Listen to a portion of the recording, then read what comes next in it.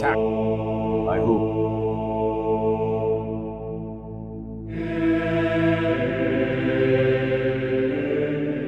Now the whole earth had one language and the same words. Then they said, "Come, let us build ourselves a city and a tower with its top in the heavens. Let us make a name for ourselves, otherwise we shall be scattered abroad upon the face of the whole earth." So the Lord scattered them abroad from there over the face of the earth, and they left off building the city. Genesis 11, or the Tower of Babel, is a Hebrew origin myth meant to explain why us humans all speak different languages if we are one people. It is also interpreted as a parable meant to warn against hubris. Humanity was building a tower to reach heaven, so God separated them, making them doomed to compete with each other instead of working in harmony. The JLA storyline, spanning issues 43 through 46, are named after this myth. But why? The simple answer is that Ra's al Ghul builds a tower to confound the written and spoken languages of the world. But is it deeper than that? Is there more than one Tower of Babel in this storyline?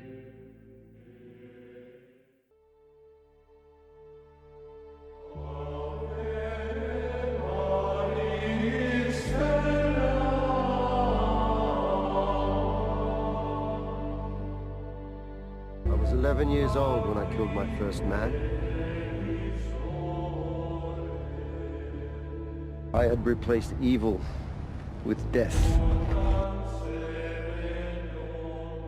And that is what the League exists to do.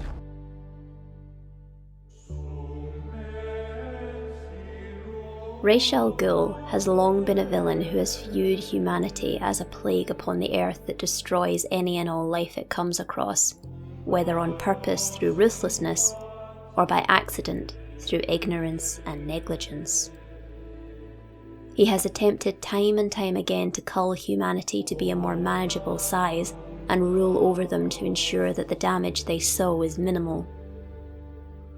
What Ra's has learned throughout his multiple attempts is that humanity, while being destructive, is also incredibly resilient, like parasites in his view. So, a neat solution would be to get them to cull themselves. The significance of the Tower of Babel in this story and biblically is humanity's ability to talk to each other.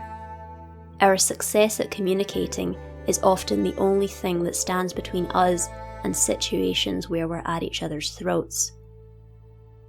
Humans almost reached heaven itself by working together, an achievement that brought them so close to God, he had to remove that ability from them in order to ensure they couldn't complete their task. In this comic, we see two countries are in talks mediated by Atlantis to try and ensure peace. They are clearly not near an agreement, nor does it seem like they even want to be, but they are talking.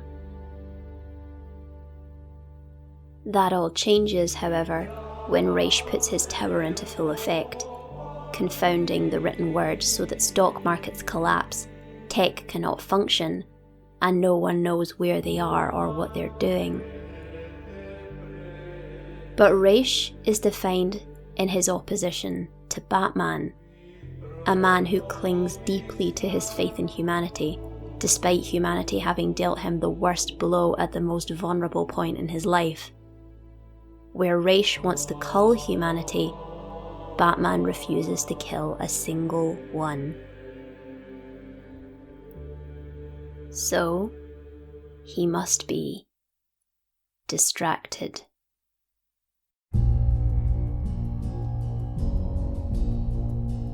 Make no mistake, though. I have a $70,000 sliver of radioactive meteor to stop the one from Metropolis. With you, all I need is a penny for a book of matches.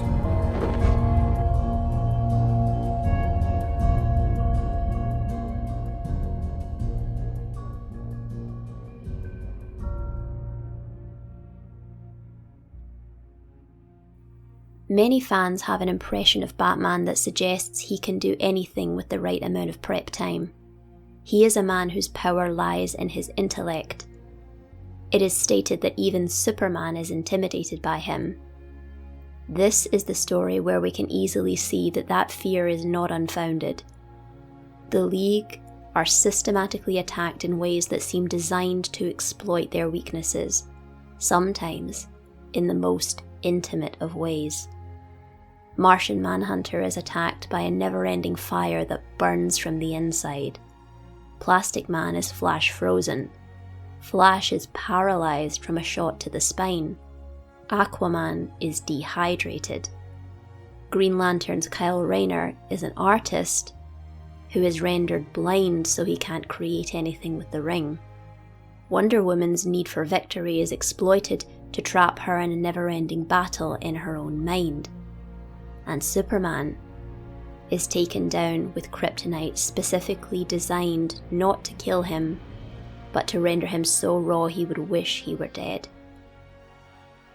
They have no idea where these attacks come from, and they are rendered even more helpless trying to figure it out by their written word and speech being confounded, until they learn the awful truth. All the plans, the traps, the signal trackers, they were mine!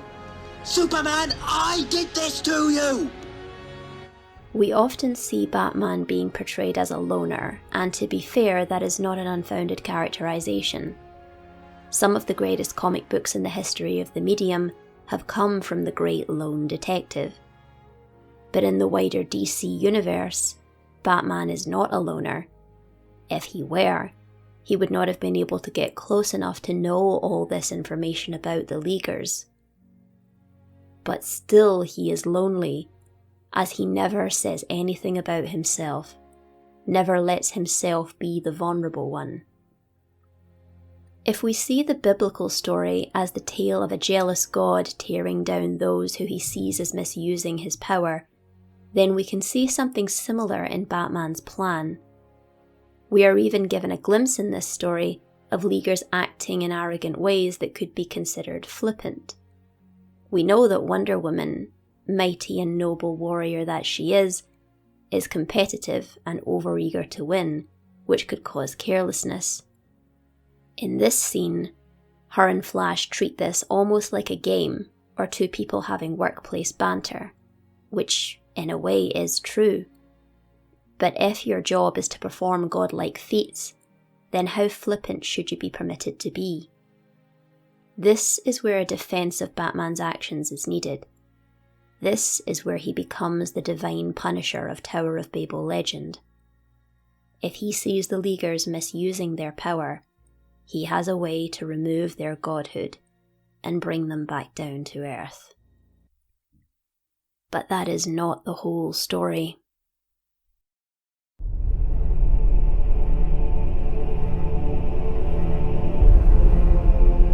I've carefully studied every Justice Leaguer, past and present, and created contingency plans to neutralize you should that ever become necessary.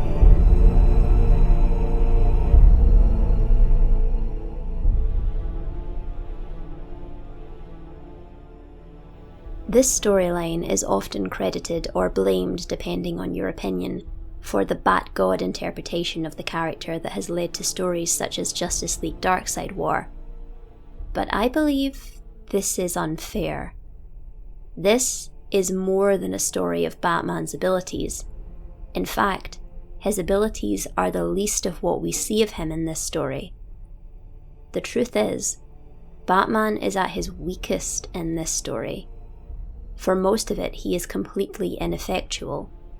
All the Leaguers had plans to take them down. Ra's takes Bruce down by using his parents. Bruce is so distraught and distracted about their bodies being stolen and the horrifying temptation of them being put into the Lazarus pit that he ignores his teammates' calls for assistance. All of this could have been solved so much quicker if Batman's own mentality wasn't used against him. The story is not one of a human man bringing gods down to earth. It's the story of a man whose former lover used their human relationship as a weakness to know enough about him to steal from him.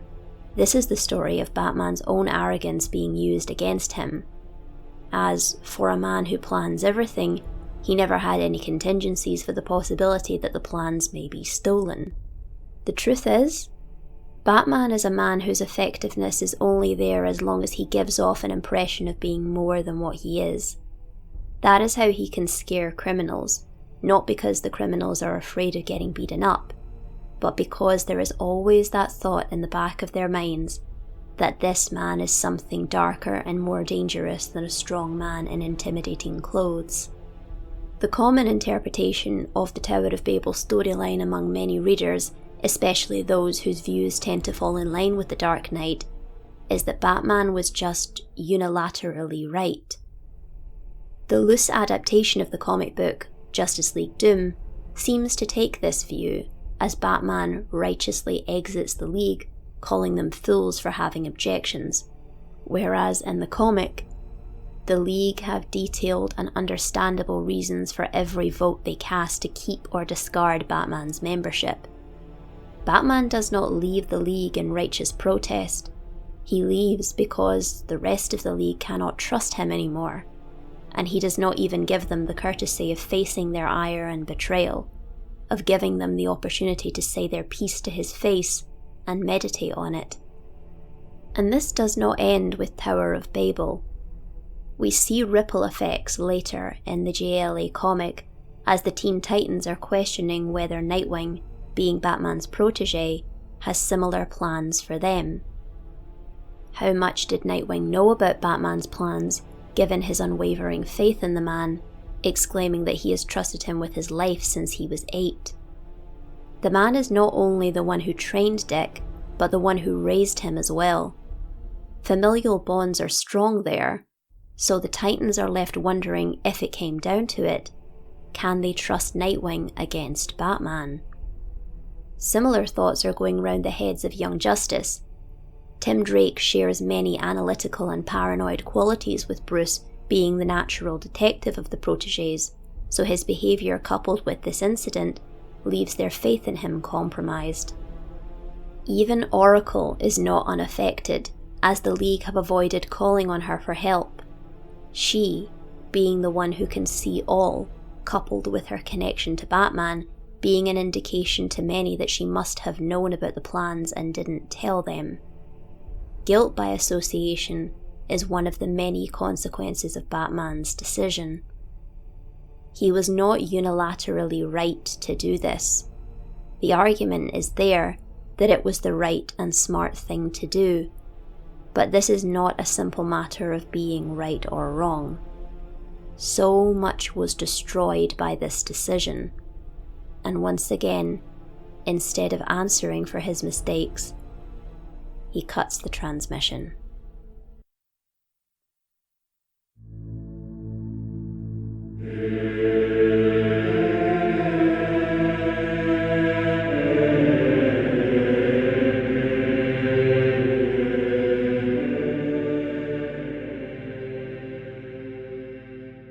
On the whole, this is perhaps one of the most in-depth looks at how Batman's mind works that we have ever seen, especially in how he relates to others.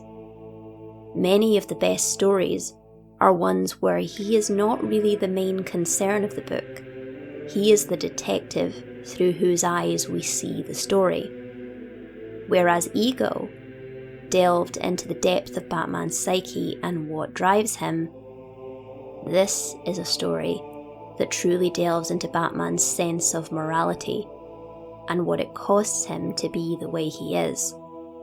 Not only that, but what it costs the people closest to him. This is a story that looks us in the eye and says, Batman is alone. But that is often not a good thing. It is not a strong thing. It is not something to aspire towards. But at the same time, people still care. Superman, the one closest to him of all the League, is shown as wanting answers. He wants a reason to forgive Bruce. He wants to know what was in his friend's mind when he thought about doing this to him.